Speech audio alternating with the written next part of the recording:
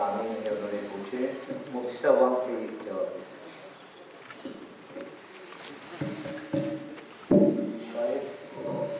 हज़रात, मुझे खुशी है कि मेरे भाइयों ने बहुत दिलचस्पी और शौक़ के साथ सुना और उसका कुछ इजहार उन सवालों से हो रहा है जो आपकी तरफ से यहाँ आए हैं। एक मेरे भाई ने सवाल किया, किसी भाई ने सवाल किया है कि जब ये अक़ली तौर पर मुमकिन नहीं है तो हम इस मेराज को कैसे मान लें।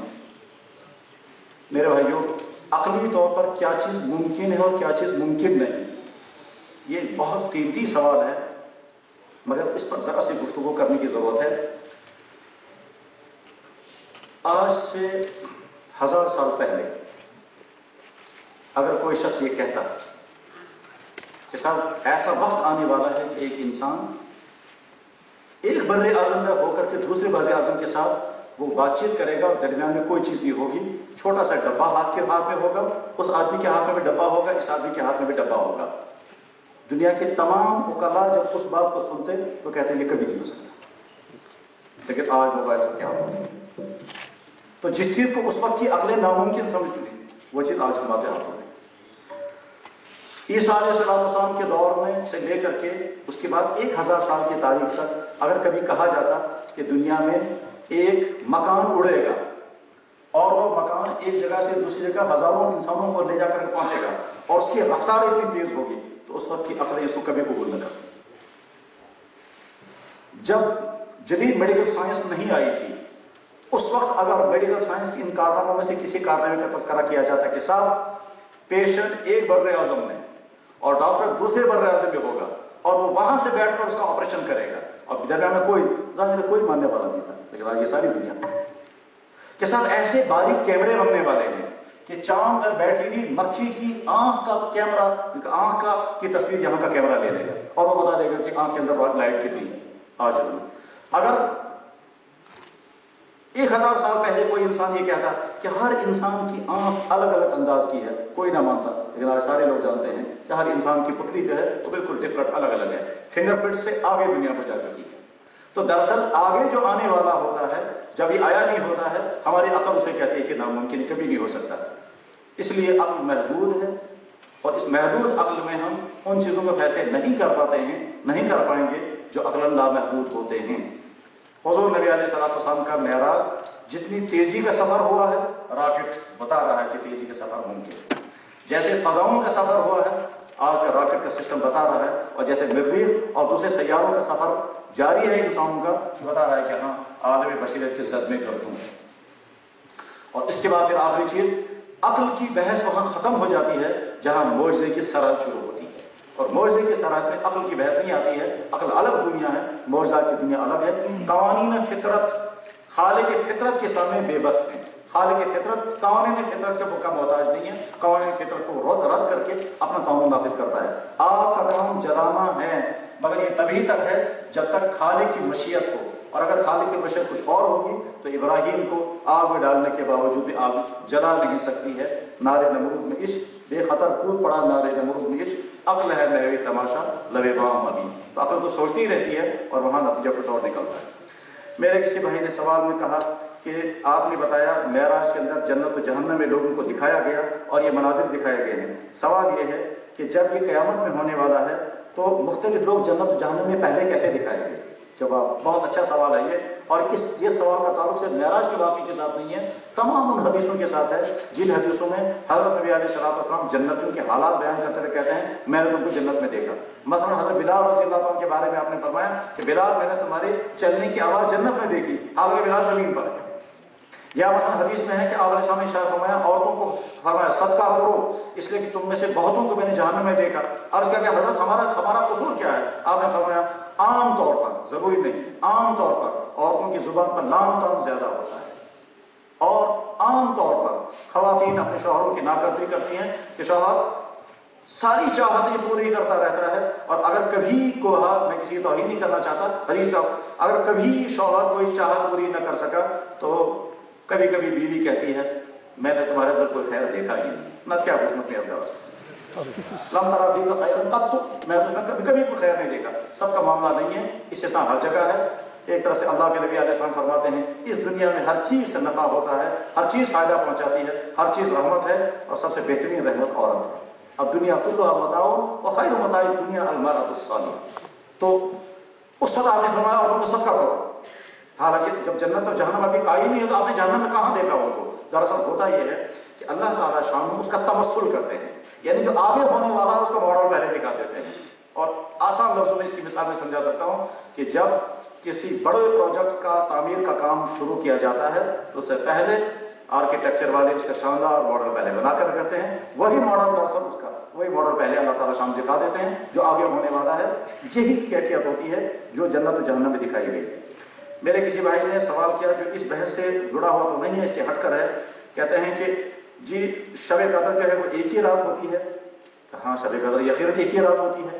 اس کے بعد سوال ہے کہ ساری دنیا میں ایک ہی دن آتی ہے؟ کہ ہاں ایک ہی دن آتی ہے۔ ان کا سوال شاید آگے یہ ہوگا کہ صاحب جب دن یہاں ہوتا ہے تو کسی ملک میں رات ہوتی ہے، جب یہاں دن ہوتا ہے تو امریکہ میں رات ہوتی ہے، اور جب یہاں رات ختم ہو جاتی ہے تو وہاں دن سٹارٹ ہو جاتا ہے، تو کیسے ہو سکتا ہے یہ؟ تو جواب یہ ہے کہ شب قدر جب آتی ہے تو 24 گھنٹے کے لیے آتی ہے، اور جو 24 گھنٹے کے لیے آئے گی تو جہاں جہاں رات آئے گی وہاں وہاں شب قدر چلتی ہے۔ اس کے بعد شب قدر کی عبادت کی بہت فضیلت قرآن کریم میں موجود ہے، حدیثوں میں موجود ہے۔ میرے بھائی نے سوال بھیجا ہے کہ اگر کوئی روپیہ یا پیسہ یا جائیداد کسی مسجد کی تعمیر کے لیے وقف کی جائے تو کیا یہ روپیہ اور پیسہ اور جائیداد کسی راستے کو تیار کرنے بنانے میں خرچ کر سکتے ہیں یا نہیں؟ جواب ہے کہ نہیں۔ جو چیز جس کام کے لیے وقف کر دی گئی وہ چیز اسی جگہ پہ خرچ کرنی ہوگی، اس سے ہٹ کر کسی اور جگہ پر اس پیسے کو خرچ کرنا درست نہیں ہے۔ شب معراج میں کسی عبادت کا حکم تو نہیں دیا گیا، لیکن اگر کوئی آدمی اپنے ذوق سے شریعت کا حکم مانے بغیر اپنے ذوق سے عبادت کرنا چاہے، اپنی مزاج سے درود پڑھنا چاہے، اس کو روکا بھی نہیں جا سکتا۔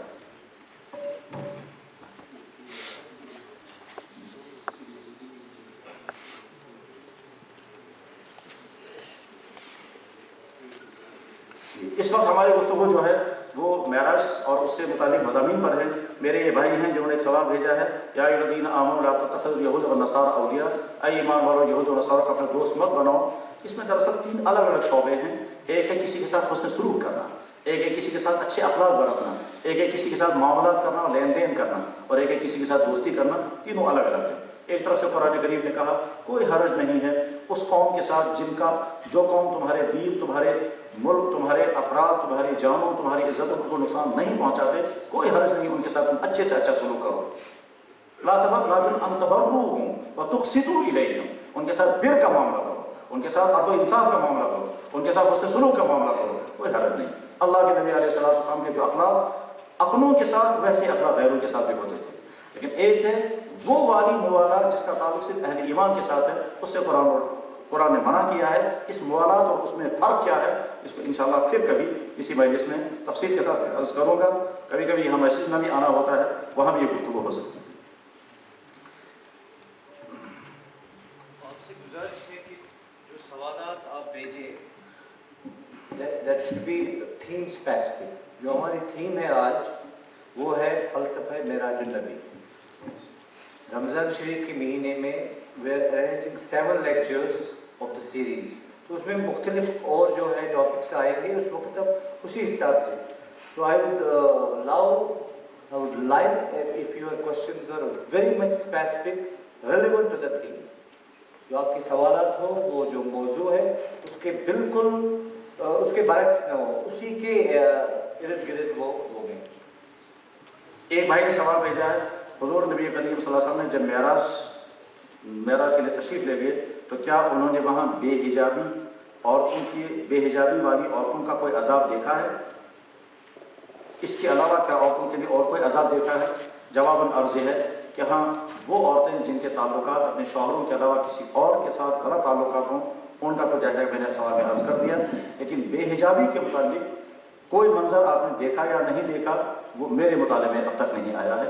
یعنی معراج کے متعلق جو کچھ میں نے پڑھا اس میں بے حجابی کے متعلق کوئی منظر آپ کو نہیں دکھایا گیا۔ ہو سکتا ہے کسی کتاب میں ہو، یہ میرے علم میں نہیں۔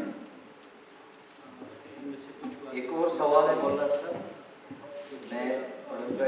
یہاں ایک یہ کوشچن آیا، اوریجنل میننگ آف معراج، مفتی صاحب نے پہلے ہی وہ سمجھایا واٹ از معراج۔ دوسرا کوشچن جو ہے واٹ ڈیڈ پروفیٹ محمد صلی اللہ علیہ وسلم سے about it whether he has seen almighty father. اس کے بارے میں بھی مفتی صاحب نے تفصیل پر یہ فرمایا کہ حدیثوں میں کیا ہے کہ ایک گروپ کہتے ہیں کہ آپ نے ایک آخری سوال ہم سامنے دیکھا اس طرح یہ پہلے یہ فرمایا واٹ واز ایک آخری سوال ہے مولانا صاحب. ایک آدمی پوچھ رہے ہیں کہ آپ نے فرمایا کہ رسول صلی اللہ علیہ وسلم کو کائنات کا سیر کرایا گیا ہے، جبکہ کائنات رسول اللہ صلی اللہ علیہ وسلم کی محبت میں بنائی گئی، گویا رسول پہلے سے ہی پوری کائنات کے اسرار سے واقف تھے، تو پھر معراج کس لیے؟ انٹرسٹنگ. اس سلسلے میں اس غلط فہمی کا ازالہ ضروری ہے. ایک ہے حضور نبی علیہ الصلوۃ والسلام کے لیے کائنات بنائی گئی، لیکن اس کے معنی یہ ہرگز نہیں ہے کہ آپ کائنات کے ذرے ذرے سے واقف بھی. اس لیے کہ آپ علیہ السلام جس وقت پیدا ہوئے ہیں اس وقت آپ نے مکہ دیکھا اور مکے اور آس پاس کے علاقوں کو دیکھا.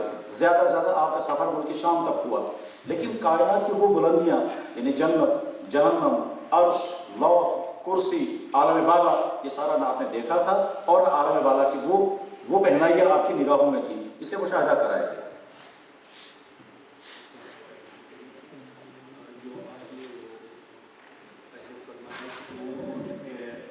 آپ نے وہاں کیا کیا دیکھا، جو آپ نے فرمایا اس کے علاوہ بھی کیا کوئی اور چیز ہاں آپ نے نہیں؟ جی اس کے علاوہ بھی اور بہت ساری چیزیں ہیں جو آپ نے اس سفر میں دیکھی ہیں، جن کو میں وقت کی قلت کی بنا پر حذف کر دیا.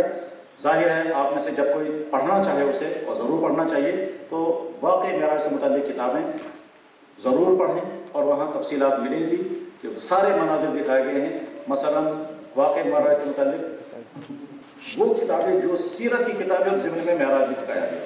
علامہ شبلی کی سیرت النبی ہے، اللہ شان کی سیرت ہے، علامہ ابن کثیر کی سیرت ہے، اردو میں مولانا ادریس کاندھوی کی لکھی ہوئی سیرت مصطفیٰ ہے، اسی طرح سے الرحیق المختوم ہے، سیرت سرور عالم ہے اور معراج کا پیغام ہے.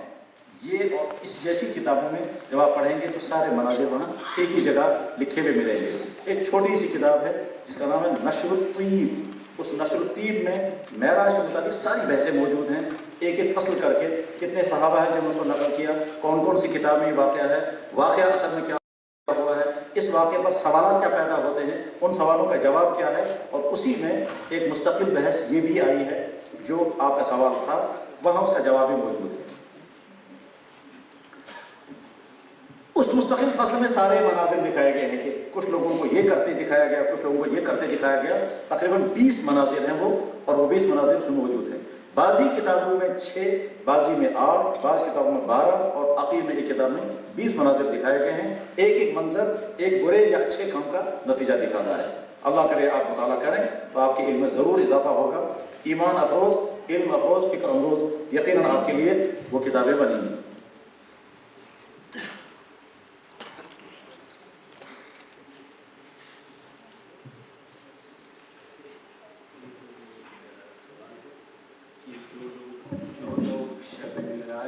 شب بیداری کرتے ہیں، کیا یہ صحیح ہے یا بدعت؟ جی، کسی کام کے صحیح یا بدعت ہونے کا فیصلہ جو ہے اس کے لیے ایک اصول ہے. ایک شخص کوئی کام کرتا ہے اور ساتھ میں یہ سمجھتا ہے کہ یہ شریعت نے مجھ پر لازم نہیں کیا مگر میں اپنے شوق سے کر رہا ہوں. مثلا شریعت نے یہ لازم نہیں کیا کہ آپ پوری رات کھڑے کھڑے قرآن کریم کی تلاوت کریں، لیکن اگر کوئی شخص پوری رات کھڑے ہو کر قرآن کریم کی تلاوت کرتا ہے، مثلا میں مثال عرض کرتا ہوں، امام بخاری رحمہ اللہ تعالیٰ رمضان میں تہجد کے اندر 10 پارے پڑھتے تھے. اب اگر کوئی شخص کہے گا کیا کہیں قرآن میں حدیث میں حکم ہے کہ آپ تہجد پڑھیں اور 10 پارے اس میں پڑھیں؟ جواب ہے کہ کہیں. پھر آپ نے یہ سب کیوں کیا؟ کہ کثرت عبادت امت کا ذوق رہا ہے اور انہوں نے اپنے شوق کے ساتھ یہ کیا. یا حضرت رابعہ بصریہ رحمہ اللہ تعالیٰ کے متعلق عجیب بات کہی گئی ہے کہ میں یہ چاہتی ہوں جنت بھی نہ رہے جہنم بھی نہ رہے تاکہ لوگ اللہ کی عبادت کریں تو جنت کے شوق میں نہیں بلکہ اللہ کی محبت میں، اور میں یہ چاہتی ہوں کہ لوگ اللہ کی عبادت کریں جہنم کے ڈر میں نہیں بلکہ اللہ کے خوف سے. تو لوگ جو ہیں وہ جہنم کے خوف اور جنت کے شوق میں کر رہے ہیں. یہ توحید خالص نہیں ہے. توحید خالص تو یہ ہے کہ نہ جنت کا شوق ہو نہ جہنم کا ڈر ہو تو اللہ کا، محبت ہو تو اللہ کی. ظاہر ہے کہ ان کے ذاتی حال ہے. تو جو شخص اپنے ذوق اور جذبے کے ساتھ عبادت کرتا ہے شریعت کا حکم جانے بغیر اس کو ہم روک نہیں سکتے. اور اگر کوئی آدمی کہے گا نہیں صاحب یہ شریعت کا حکم ہے حالانکہ وہ شریعت کا حکم نہیں ہے تو یہ کہنا صحیح نہیں ہوگا. کوئی آدمی اپنے ذوق کے ساتھ اپنے جذبے سے خود ہی ساری رات عبادت کرنا چاہے تو اس کو روک نہیں سکتے، لیکن اگر وہ یہ کہے گا یہ شریعت کا حکم ہے تو شریعت کا حکم نہیں ہے، اس لیے کہ شریعت کا حکم اگر ہوتا تو پھر جیسے معراج کا واقعہ موجود ہے ویسے ہی معراج کے رات میں جاگنے کا حکم بھی ہوتا، اور جاگنے کا حکم کہیں نہیں ہے۔ Last question, Maulana sir. Last question of this session. مولانا صاحب پوچھ رہے ہیں کہ واقعی معراج سے ہمیں کیا پیغام ملتا ہے عالم انسانیت عموماً مسلمانوں کے لیے خصوصاً کیا میسج؟ بہت اچھا سوال ہے، لیکن میں سمجھتا ہوں کہ شاید اس سوال کا جواب مختصر گفتگو کے بیچ میں بار بار آ چکا ہے، اور اس میں جو مناظر دکھائے گئے ہیں وہ مناظر ہی در حقیقت پیغام ہیں کہ مسلمانوں کو کیسا ہونا چاہیے، جس چیز کی اسلام دعوت دے رہا ہے وہ حق ہے یا نہیں، اور اس کے بعد پھر امت مسلمہ کو اپنے نبی کے سچے ہونے اور اپنے نبی کے پیغام کو حق ماننے اور دنیا کے انسانوں تک اس کو پہنچانا، یہی اصل میں معراج کا پیغام ہے۔ اور وہ پیغام اس لیے کہ سارے نبیوں کو جمع کر کے دکھایا گیا کہ سارے نبیوں کی امامت اگر محمد رسول اللہ سے کرائی گئی ہے تو امت مسلمہ کو ساری قوموں کی دینی امامت کرنی ہوگی، یعنی اے اقوام عالم تمہارے پاس ترقیات کی تمام چیزیں موجود ہیں، لیکن ایک چیز تمہارے موجود نہیں ہے اور وہ ہے بہترین طرز زندگی، بہترین نظام حیات۔ وہ بہترین نظام حیات ہمارے پاس محمد رسول اللہ کے ذریعے سے وہ بھی تم قبول کرو۔ تمہاری زندگی میں رونقیں آ جائیں گی جب تم وہ فیملی سسٹم اپناؤ گے جو اسلام دے رہا ہے، ورنہ دنیا کے انسانوں کا فیملی سسٹم بکھر رہا ہے، شوہر بیوی کا وفادار نہیں، بیوی شوہر کے وفادار نہیں، والدین کا اولاد کا غم نہیں۔ یورپ کا حال بے انتہا زیادہ ہو رہا ہے جب وہاں کا ایک آدمی کہتا ہے کتا پالنے میں زیادہ خوشی ہے بمقابلے اولاد کے پیدا کرنے میں، اولاد کے پالنے میں، تو وہاں فیملی سسٹم بکھر رہا ہے۔ آج سمجھ میں آ رہا ہے کہ محمد صلی اللہ علیہ وسلم نے فیملی سسٹم جو کھڑا کیا تھا کہ والدین کا اولاد کے ساتھ تعلق، شوہر کا بیوی کے ساتھ تعلق، بیوی کا شوہر کے ساتھ تعلق، وہ رشتہ داروں کا آپس میں تعلق، وہ سارا فیملی سسٹم وہ اسلام نے دیا۔ آپ کا اکنامکس کا سسٹم جو اسلام دے رہا ہے وہ آپ کی اس طبقاتی تقسیم کو ختم کر دے گا۔ غرض یہ کہ محمد رسول اللہ کے پاس جو پیغام ہے یہ پیغام اقوام عالم کی میراث ہے، ان تک ہم یہ پہنچائیں، یہی معراج کا پیغام ہے۔